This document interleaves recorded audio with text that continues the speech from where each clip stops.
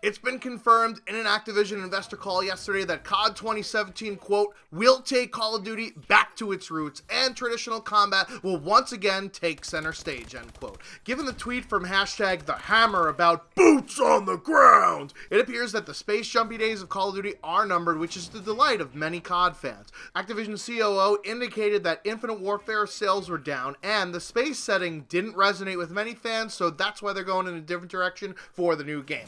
Let's take a trip back in time, shall we? After the abomination that was the last boots on the ground game, Call of Duty Ghosts, many fans were clamoring for a change to Call of Duty since it's been the same old shit year in and year out for 7 consecutive titles. Thus, we got the 3-year development cycle with a new developer, Sledgehammer Games, and a completely different Call of Duty experience, Advanced Warfare. Fans weren't so happy about the drastic change, even though I think Advanced Warfare is the best Call of Duty game in the last 5 years, so the trend of fave for no exos started.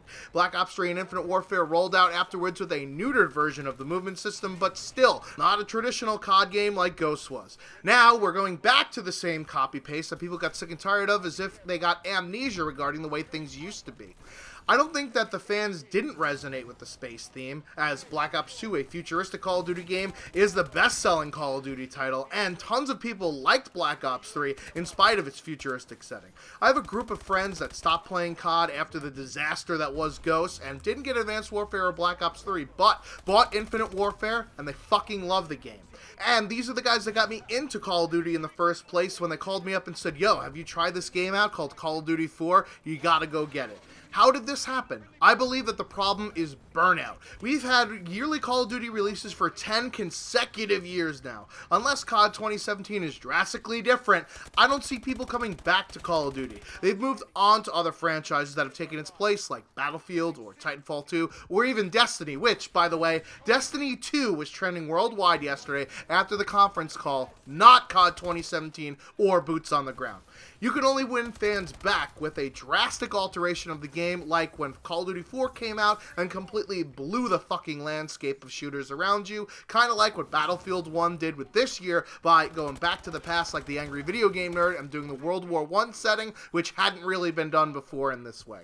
You don't go back to the formula that people wanted to change even years ago, but therein lies the catch-22. The reason why people are disinterested in the newer Call of Duty games is that they're not a real Call of Duty game. If the setting really mattered, instead of Burnout, then more people would be playing Modern Warfare Remastered than Infinite Warfare, but they're not. A quick look at the Steam charts indicates that about 3,000 or so people are playing Infinite Warfare daily, while only about 400 are playing Modern Warfare Remastered, almost 10 times less. Full disclosure, there is a healthy community of Call of Duty 4 players on PC, so that probably cuts into Modern Warfare Remastered's player base, unlike on console, where Call of Duty 4 isn't available on now-gen, so take those numbers with a grain of salt. But you can also see the same types of results on Twitch. More people watching Infinite Warfare streams than Modern Warfare Remastered streams, which again doesn't equate to player count, but if there's more people watching streams, that's usually a sign that more people are actually streaming the game as well, thus more people are playing it. People flipped their shit when they saw the Modern Warfare Remastered reveal, but did that translate into people actually playing the game? Another reason why so many people are turned off to the games are the supply drops and microtransaction paid a chance to win model. Call of Duty point sales eclipsed that of the Season Pass and regular DLC sales for Black Ops 3 and was up by twice as much in 2016 as in 2015, along with Black Ops 3 supply drop revenue actually making up for the lack of sales in Infinite Warfare. Activision Blizzard made $3.6 billion from in-game purchases, which include games other than Call of Duty like Overwatch. Supply drops aren't going to go away, because there's a small percentage of the population that spends a lot of money on these things, even though it drives away people in droves. See what happened when Modern Warfare Remastered introduced them? People fled from the game, and again, we don't know if this is due to the fact that people are mad because Modern Warfare Remastered isn't an exact copy of COD 4, or if they're just sick of the nickel and diming that's taking place. But it also is a fact that sales have decreased every single year since Black Ops 2, and Black Ops 2 is the game that introduced microtransactions into Call of Duty. Coinky dinky? I think not. This next Call of Duty game will have supply drops in the game, and it will have a fee-to-pay model because it fucking works. You can make the best game in the world, but this type of bullshittery will drive people away, and it's driven away most of the fan base. But Activision, spelled with a $, is too fucking short-sighted to see that this is the problem. They think that it's the setting of the game, or the game mechanics itself weren't what fans wanted. This could play a little bit of a part, but it's a small part of an overall bigger problem. The easiest solution to this problem is to make 3 different types of Call of Duty games for each developer, since they're going to stick with this 3-dev Monty scheme. Ideally, I'd have Advanced Warfare 2 for Sledgehammer Games, Treyarch make a Call of Duty game that's set in the past, and have Infinite Warfare make a modern military affair, but since we already know that that's not going to happen with the next game, some other type of variation will have to do.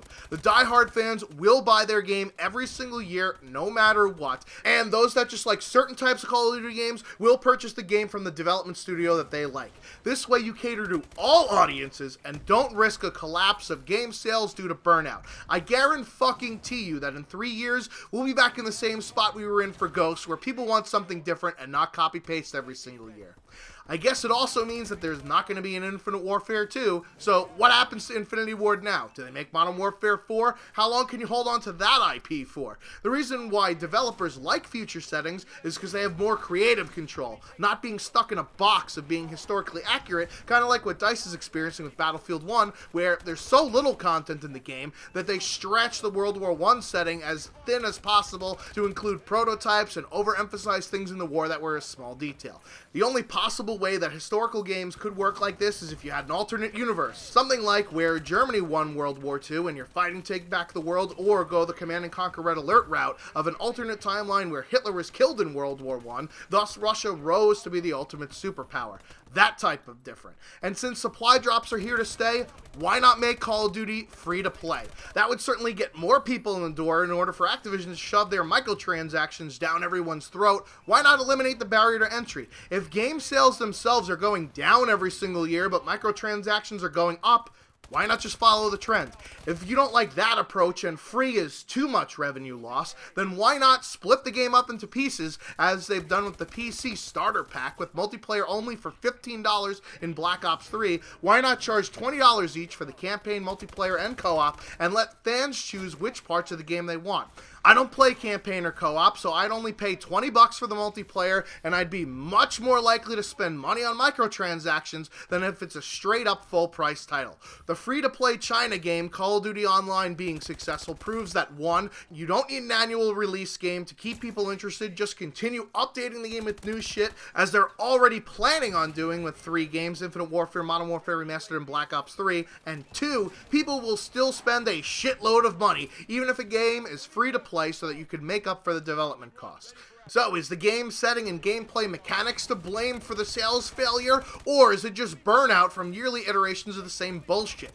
Infinite Warfare isn't all that much different from Black Ops 3 gameplay mechanics-wise, and both are just slightly different than Advanced Warfare, which is a huge leap forward, or backward depending upon who you ask, and according to Activision, they have the biggest user base in history with 51 million registered users during Black Ops 3's life cycle. I hate that Call of Duty is this disposable thing that you throw away every year, although I think that's changed with the recent games, being that tons of people are still playing Black Ops 2 and even Black Ops 3. If I want to play a boots on the ground game, I'll go back and play it. Or I play Battlefield because it's better, actually. But this is why I think having a 3-year development cycle with radically different games from each studio, or going the free-to-play route, is the only way to resurrect this franchise, not just going back to boots on the ground without a space setting. People are just too fucking burnt out on Call of Duty games. What do you guys think? I've been the Schwantz27, out like Claude Julien. Until next time.